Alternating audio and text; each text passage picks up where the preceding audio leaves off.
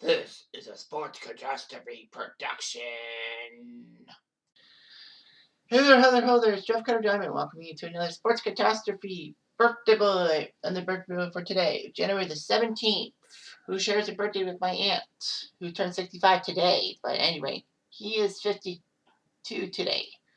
He is a former setter in the NHL. He was drafted by the Chicago Blackhawks and subsequently played for Phoenix, Philadelphia, LA, and San Jose over the course of his 20-year career. He was a great American player and became the third American-born player to score 500 goals behind only Joe Mullen and Michael Modano. He was an NBC sports analyst in 2010, but he got fired in 2020 over some sexual comments. He is Jeremy Roenick.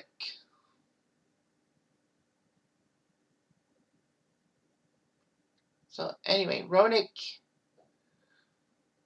played a lot of minor hockey in the United States, obviously.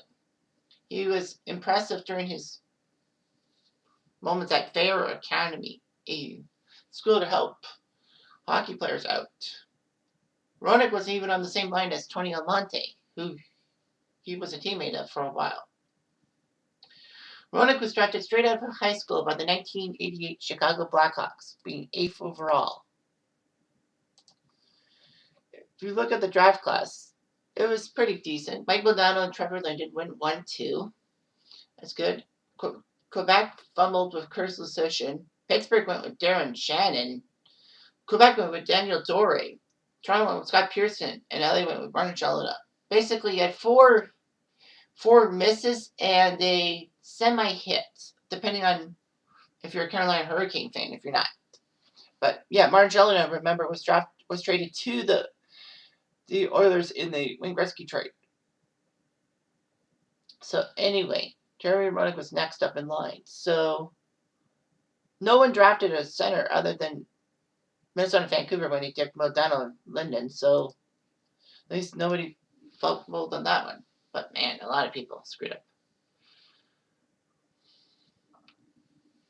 Jeremy Roenick played for Hull in the Quebec Junior League in the 89 season, doing pretty well, before going to play for the U.S. in the 89 World Juniors in Alaska.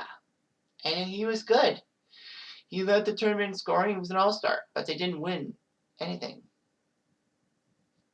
They took 5th place, proving that it was a team. Anyway, the Blackhawks decided to call him up during the 89 season, after Roenick's great job with the World Juniors. He made his debut October 6, 1988 against the Rangers, and scored his first goal February 14, 1989 against the North Stars. He had 18 points in 20 games in the NHL. And he was part of the 89 team that went to the conference finals, but lost to Calgary.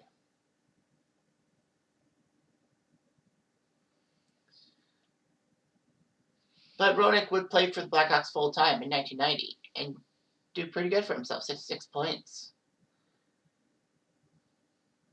The Hawks had confidence in Roenick's abilities, so much so they decided to trade Danny Savard to Montreal for Chris Chelios.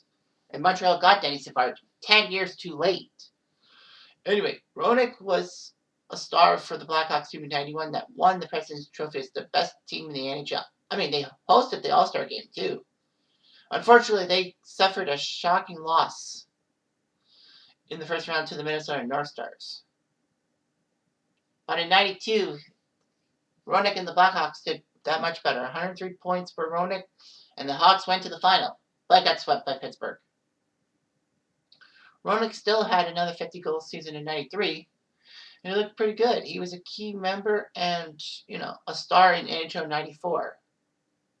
And all that. Everyone wanted to beat Jeremy Roenick in NHL 94. Anyway, Roenick played in his 3rd All-Star game in 93, but unfortunately they got swept by the Blues. Roenick was the main star for the Blackhawks. In fact, in the last Blackhawks playoff victory again at Chicago Stadium, he scored the overtime goal against the Leafs, but the Leafs won 6 games. Roenick was a star for the Blackhawks. He was their main offensive threat, and for some strange reason, Roenick was traded to Phoenix by the Hawks in exchange for Alex Shamnoff and a few other people. Roenick couldn't wear 27 because it was already worn by Temple Newman, so he wore 97. He became the first NHLer to wear 97. And he did decent and all that. He would be the offensive star for the Coyotes for a while, playing alongside Keith Kachuk. In 2001, he decided to sign his free agent with the Flyers, and he was a decent player for the Flyers and all that. Unfortunately, Roenick got pissed off. In a game against the Rangers in February 2004, he was hit in the face by a slap shot from Boris Mironov. The force of the shot broke Roenick's jaw in 19 places and knocked him unconscious for several minutes. And Roenick would suffer a knife concussion, and they thought that he suffered damage to his brain circulatory system. However, Roenick returned to schedule. He was upset with the officials.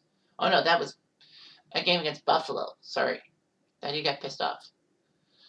But anyway, yeah, it was amazing and all that. Roenick was the star for the Flyers in the 2004 playoffs, getting them the overtime series winning goal against the Leafs to send the Flyers to the Stanley Cup semifinals, or the conference finals, if you will. But they lost to Tampa.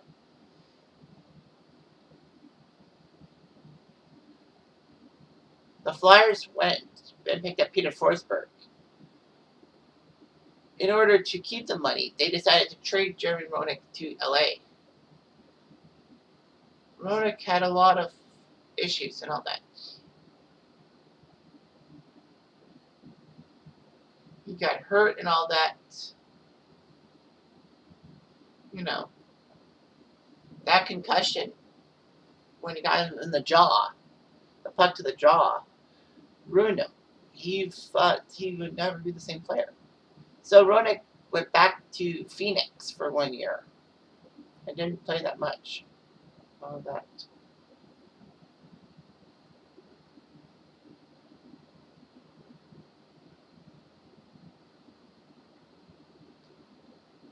Anyway, then after his one campaign with Phoenix, he went back to San Jose, despite the fact that he could have retired. So he decided to go to San Jose for 1 year, $500,000 to be a checking line center, all that. Roenick got his 500th goal for the Sharks against the Coyotes, and a weird goal that actually bounced off the end boards and fooled goalie Alex Holt. Roenick became the third American to get 500 goals, behind Modano and Mullen. He would become second highest in goal scoring, passing Julian Mullen a little bit later. Roenick did a good job and all that, but he retired in 2009, playing 1,363 games and scoring 1,216 points, including 513 goals. So he had a massive personality and all that. He was better known for his mouth, willing to speak his mind, and never shied away from taking on Bettman. Anyway, there was a famous trade of quotations in '96 in the conference semifinals between Colorado and Chicago. Roenick, after Patrick Roy said, "I would have saved it anyway," because Roenick was tripped on a breakaway and no penalty shot was called. He says, "I'd like to know where Patrick was in Game 3. Harley up trying to get his truck out of Raptors to the United Center."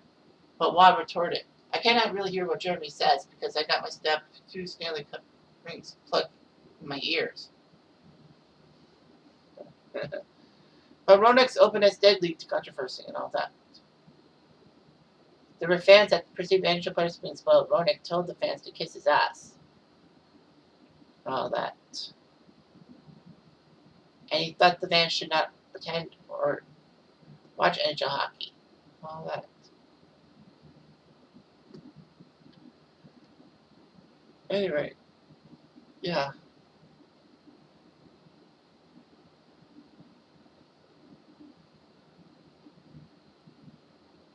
Roenick was upset he wasn't part of the 2006 and 2010 U.S. Olympic squads.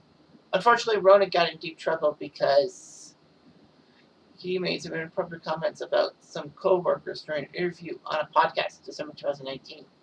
And the comments included joking about a threesome with Tappan. NBC fired Roenick.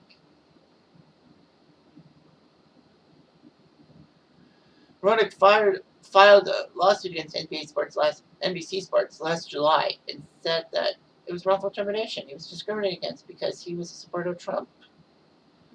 But the lawsuit alleged that NBC Sports committed a contractual breach by firing without proper cause and not giving Roenick a chance to address this incident.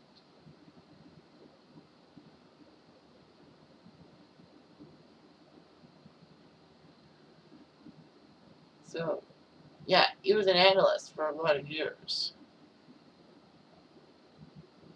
for NBC, but unfortunately he got in trouble for his comments and all that.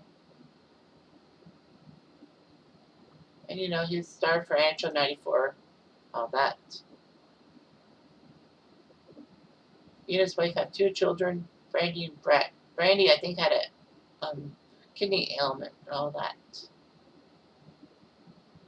But he's fighting for that. Roenick's nephew was actually picked in the 2012 NHL draft by the name of Chris Kalman, but nothing much has happened. So, yeah, he was played in 9 NHL All-Star games, guys 500 goals. He was named the 4th best athlete in a video game for his job in Jan17, which is weird. But anyway, he still is an American icon, and despite him getting fired for seemingly no reason at all, he's still a pop culture phenomenon. Believe that. Anyway, I'm Jeff Diamond. I did.